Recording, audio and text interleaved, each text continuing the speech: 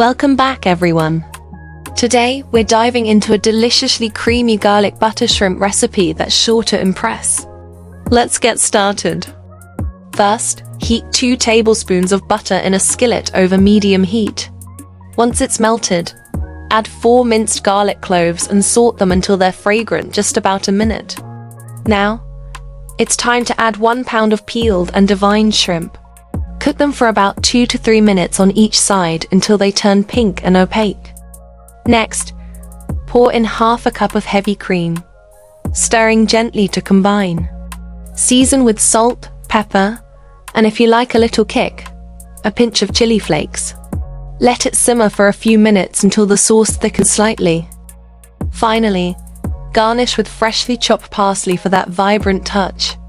Serve this creamy delight over cooked rice or pasta, and watch everyone's eyes light up with joy.